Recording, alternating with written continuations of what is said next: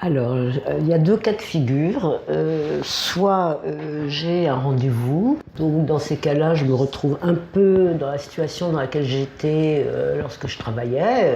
Bon, je me lève, je me motive, je fais ce que tout le monde fait avant de sortir de chez soi.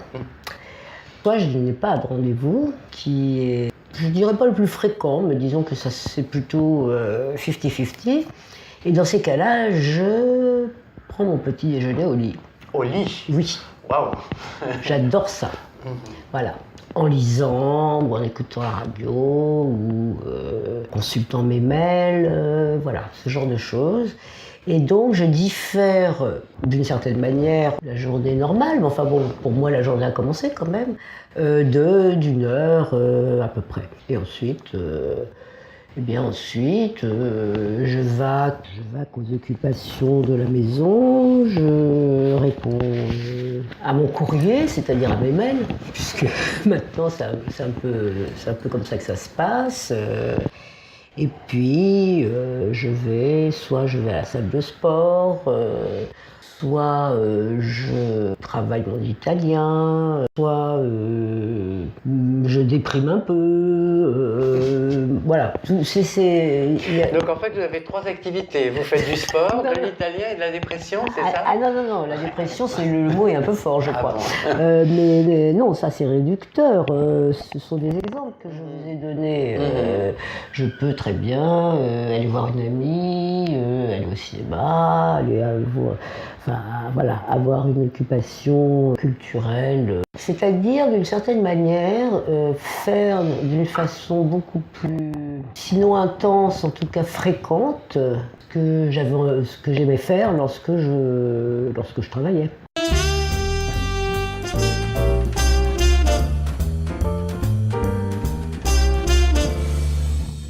Donc bienvenue dans le nouvel épisode de Vive la retraite, le podcast consacré à la transition retraite. Je suis Sylvie Lidji de Boom Génération, Boom, B2OM-génération.com. Avec nous aujourd'hui, Sylvie, mon homonyme. Bonjour Sylvie. Bonjour Sylvie. J'étais responsable service de publicité dans un journal. Ah bah c'est le jour et la nuit. Je travaillais plutôt beaucoup. Enfin, bon, en plus des journées très scandées, quoi, commençant à 9h du matin comme beaucoup de mes contemporains, et finissant en revanche comme moins de personnes, plutôt vers 19-20h. Et avec en plus quelque chose d'assez particulier au travail que je pouvais faire, qui était de travailler pour un quotidien et donc au rythme d'un quotidien, c'est-à-dire avec du bouclage. Donc une espèce de, sinon de stress, du moins de tension. C'est-à-dire qu'il y a des choses, on ne peut pas les remettre, parce que le journal va sortir, donc il faut que ce soit réglé, d'une façon ou d'une autre.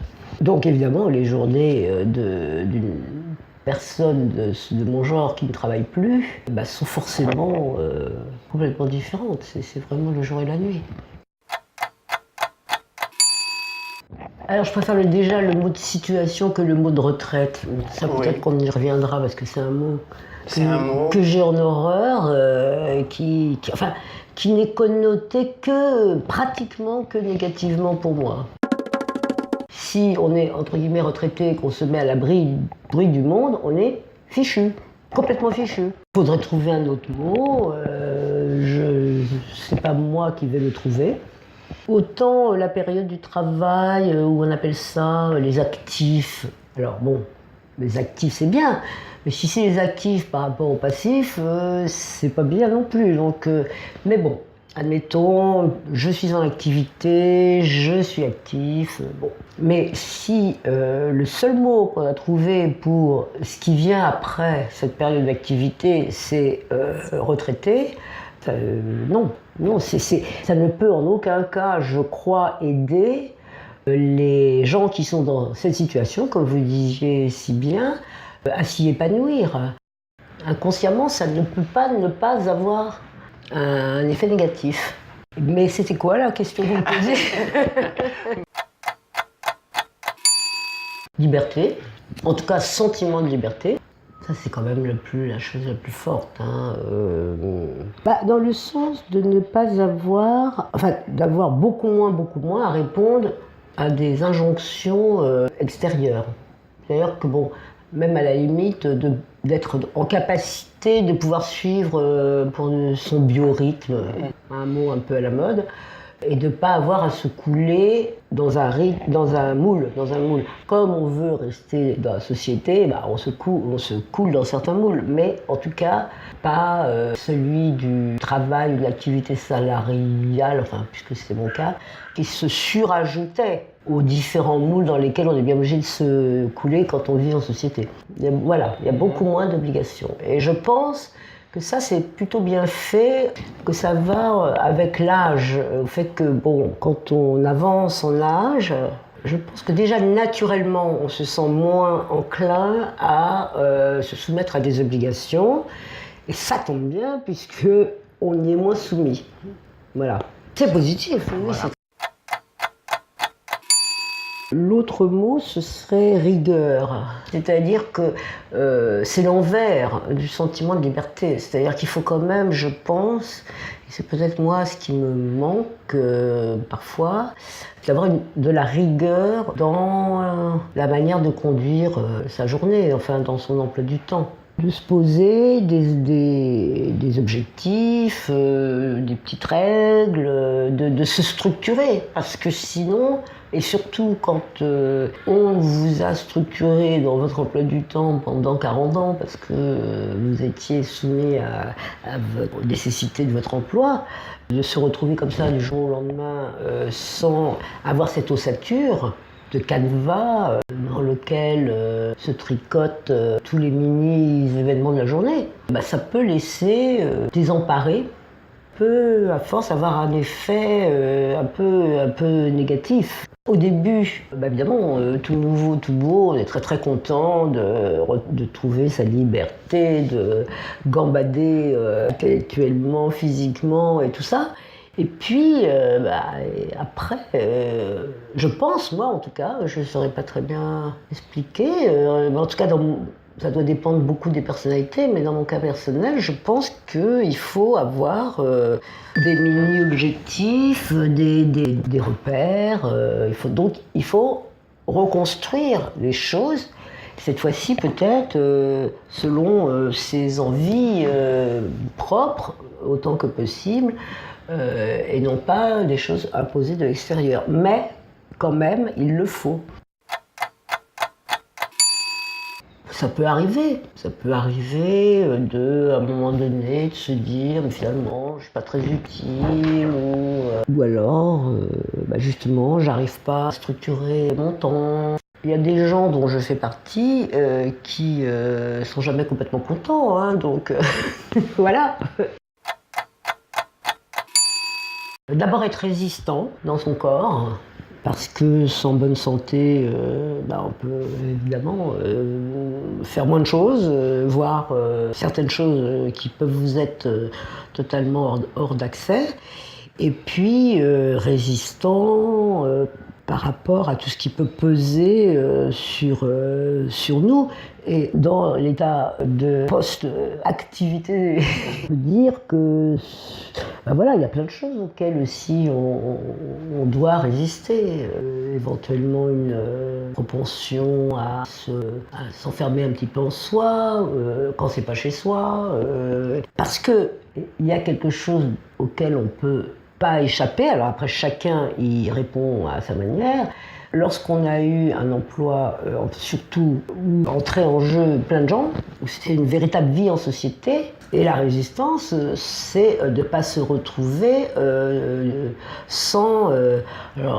le lien social, c'est un mot que j'aime pas non plus, parce que c'est trop à la mode, le lien social, mais sans avoir des gens avec qui partager même des choses qui n'ont pas forcément un intérêt métaphysique, des gens avec qui parler, etc. Donc ça, je pense que la majorité des gens qui arrêtent de travailler se trouvent confrontés à ça. Donc il faut résister à ça. Donc c'est peut-être aussi... Maintenant que j'en parle, que j'essaye de le... c'est peut-être pour ça que le mot de résistance m'a bien accroché. il y a gymnastique, évidemment. Gymnastique, évidemment, parce que c'est ce que vous faites. Parce que c'est ce que je fais. Mais bon, disons que, comme je vous l'ai dit tout à l'heure, je le faisais déjà. Simplement, je le fais davantage. Bon. En revanche, ce que je ne faisais pas, c'était l'italien. Quand j'ai cessé de travailler, on dit, et à juste titre à mon avis, qu'il faut préparer sa retraite, qu'il faut avoir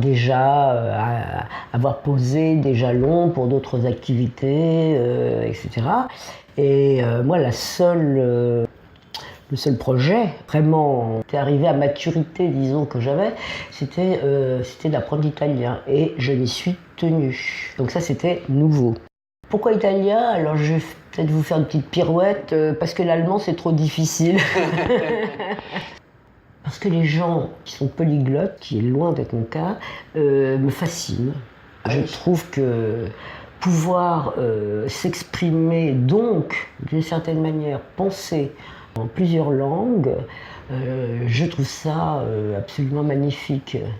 Pouvoir étudier pourquoi une expression ou un état d'esprit est traduit d'une certaine manière dans une langue, d'une autre manière dans une autre. Enfin bon, voilà, tout ça, ça m'intéressait beaucoup. Et j'aime apprendre. Donc, bon. C'est un challenge aussi, parce que je suis à un âge où ça rentre beaucoup moins facilement. D'abord, ça permet de rencontrer des gens qui partagent cette même envie, qui ont soit les cheveux un petit peu blancs la plupart du temps, mais on peut aussi rencontrer des gens beaucoup plus jeunes. Et ça participe à rester dans la cité.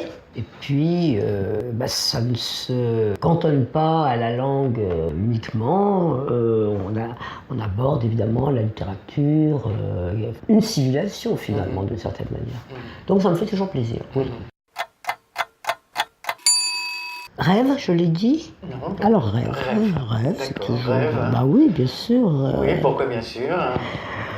Parce qu'on a plus de temps pour rêver. Donc voilà, tout bêtement. Alors, j'ai la possibilité de choisir, je pense que peut-être ça fait une différence, que j'allais partir, que j'allais arrêter de travailler. J'ai été très heureuse dans mon travail pendant très longtemps. Et puis, les conditions d'exercice de ce travail ont évolué, comme d'ailleurs je crois dans beaucoup de domaines. Et ça a commencé à moins me plaire, jusqu'au moment où je me suis dit, oh là là, il vaut mieux peut-être partir avant de détester ce que tu fais. Et comme j'avais très largement les conditions requises pour bénéficier de ma pension à taux plein, voilà, j'ai dit, voilà, j'arrête. Et entre le moment où j'ai signifié que je souhaitais m'arrêter de travailler et le moment où ça a été effectif, c'est un petit lapsus, il s'est passé 3 mois. Ah oui, ça a été très rapide. Ça a été très rapide, oui, très rapide. Comme je me suis un petit peu étonnée moi-même d'avoir dit « je pars », il a fallu que je me remette de cela et qu'en 3 mois, je me dis « bah oui, c'est vrai, ça va se faire, ça va se passer ». Finalement, ça s'est passé très naturellement, quasiment du jour au lendemain. Et puis je pense que c'est important en plus. J'ai eu la chance parce que je ne me suis pas du tout forcée, mais je suis passée à autre chose. Alors, ne me demandez pas à quoi, mais ce qui est important dans ce que je dis là, c'est pas le autre chose, c'est le fait d'avoir tourné la page. C'est-à-dire de ne pas m'être accroché, de ne pas avoir eu de nostalgie, de ne pas hanter les couloirs du journal comme j'ai vu tout au long de ma carrière quelques personnes le faire, c'est-à-dire revenir. Et bon, sans doute c'est dans mon caractère, c'est fini. Voilà. C'était très bien, c'était après un peu moins bien, mais en tout cas, c'est fini. Alors ça ne veut pas dire tout oublier, faire table rase, bien entendu. On reste nourri de ce qu'on a pu vivre. Je pense que c'est important d'avoir un terrain devant soi un peu déblayé. tout de suite, j'ai embrayé sur l'italien. Je l'ai commencé vraiment tout de suite après. Donc, dans un premier temps, ça occupe déjà pas mal, surtout qu'on se lève un peu plus tard. Voilà, la journée s'étire d'une manière différente.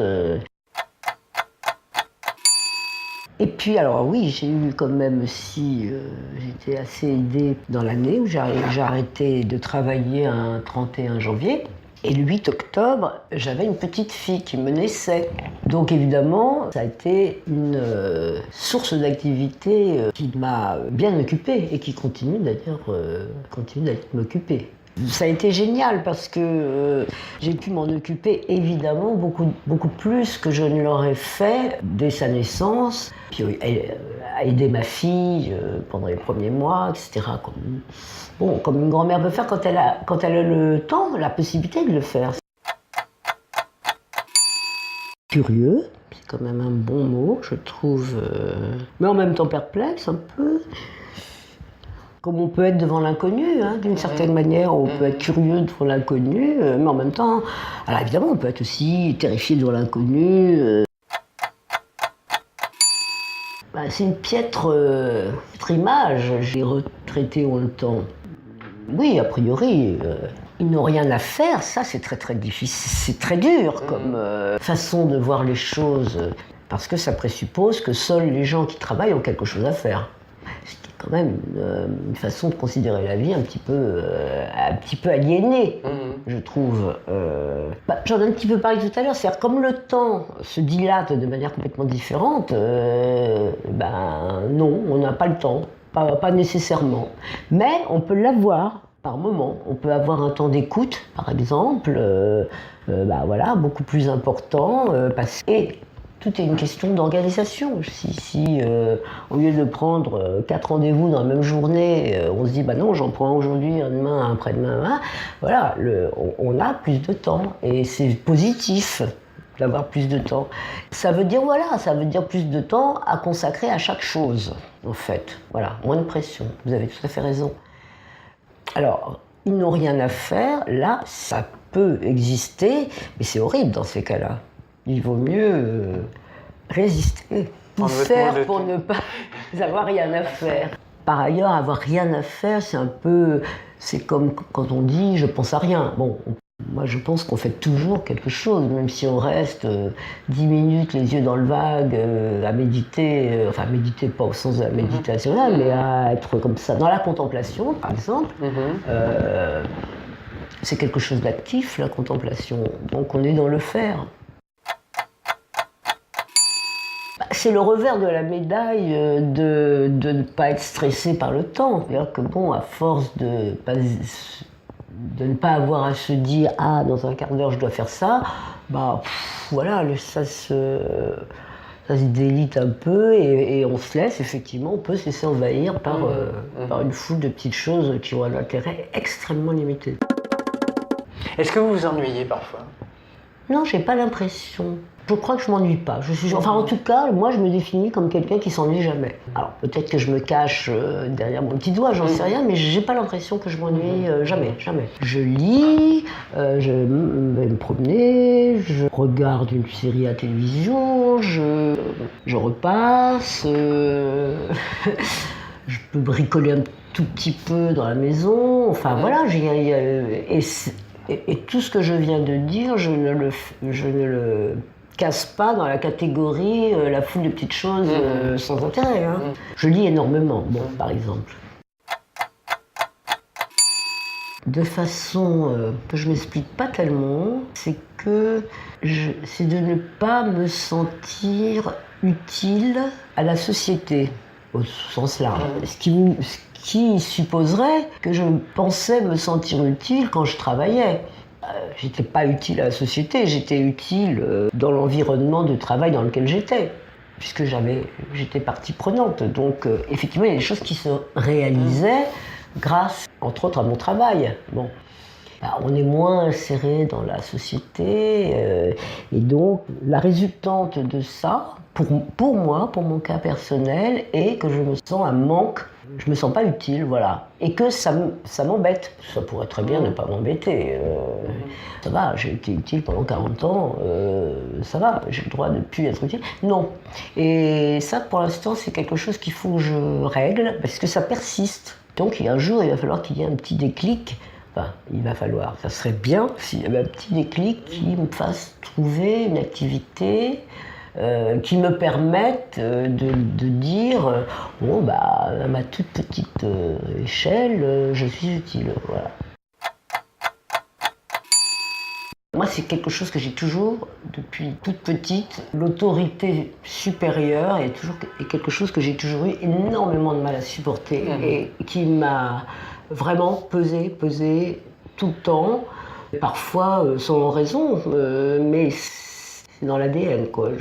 Donc, ne plus avoir à subir ça directement, pour soi personnellement, ça, c'est vraiment bien. Pour le premier conseil, ça va dépendre de ce que la personne faisait dans son activité. Si c'était quelqu'un comme moi et comme beaucoup de gens de ma génération finalement qui étaient dans une activité salariale, quelle qu'elle soit, c'est de tourner la page, vraiment.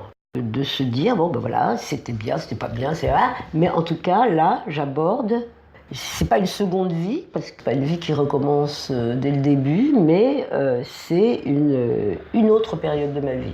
Bon, qui forcément n'aura que peu à voir avec la première période. C'est bon, justement, c'est pas une contrainte. Et que si on veut justement en jouir, en profiter et s'y épanouir, eh ben, il faut être dedans. Alors le second conseil, structurer son temps. Qui évite après de se dire je passe mon temps à faire une multitude de choses qui me prennent un temps fou qui n'ont aucun intérêt. Alors, pas se mettre dans un carcan horaire affreux, parce que sinon on revient à la situation précédente. Avoir des points comme ça d'appui dans la journée, alors d'abord dans la semaine et puis après dans la journée. Ce qui n'empêche pas de se sentir libre et de pouvoir dévier de son itinéraire si vraiment l'envie vous en prend, mais de savoir quand même qu'on a un cadre. Évidemment, ne pas se refermer sur soi-même, parce que ça peut arriver vraiment sans qu'on le fasse exprès. Voilà, alors avec tout ça, est-ce qu'on peut dire vive la retraite ? On peut dire vive ce moment-là. Vive ce moment-là. D'accord, très bien. Merci beaucoup. Je vous en prie, merci à vous.